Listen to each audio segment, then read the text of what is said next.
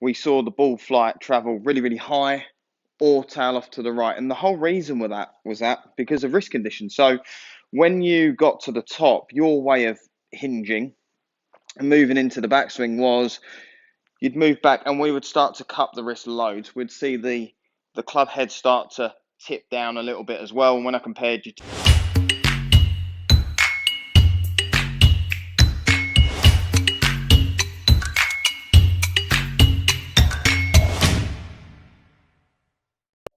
Welcome back to my YouTube channel. My name's Jay Kelly and I'm based here at West Kent Golf Club in England. And in today's video, we're going to be going over a live lesson I had where the student had a very open face coming into the ball and how he would release the club upon that open face.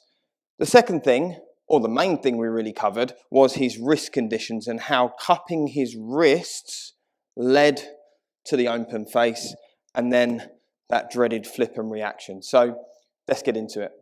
We understood that your poor shot today was either the club entering the ground too early, so it's hitting fat shots.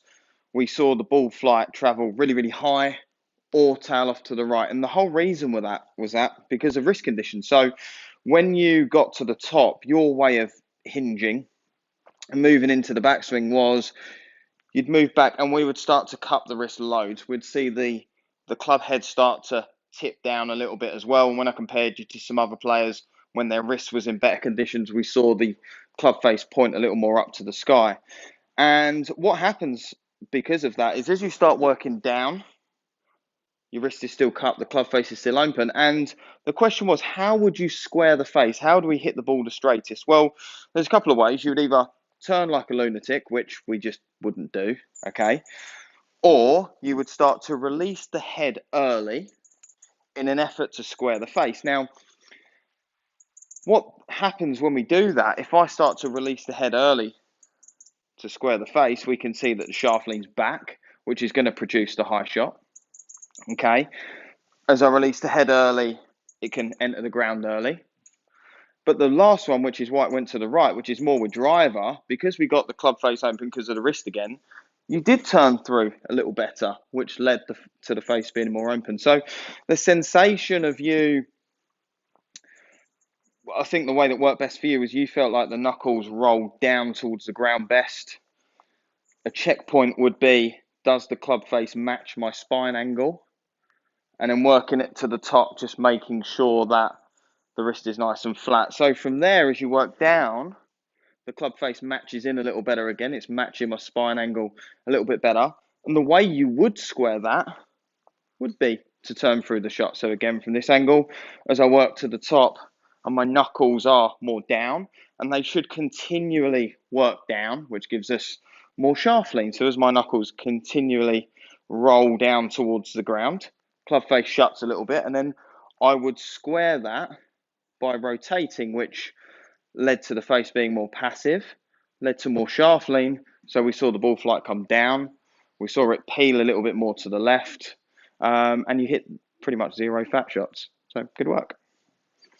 Okay, so in that video clip, I spoke a lot about keeping the club face a little bit more down, matching the spine angle a little bit better, and perhaps keeping the knuckles a little bit under. So I just wanted to add on the drill that I gave that player. And you'll see here that I've got a glove on and I put a T-peg facing upwards in the glove just out of the Velcro part. And the idea behind this was, in his takeaway, he had to feel like as he took the club back, that the T-peg was facing much more down towards the ground. One of the early stages of this would be fanning the golf club open, starting to cup the wrist and seeing that T-peg face up to the sky early. So as he took the club away, he had to feel like that knuckle rolled more down. It might have even felt like the right arm stayed a little bit more on top of the golf club. And I wanted him to continually feel like the knuckles rolled down. And as that happens and he got to the top, the T-peg would now face more at the sky. If we got the wrist more into a cupped position, that would face more back at his face or over his shoulder. And I guess you could even feel a little bit more of that in the downswing as well.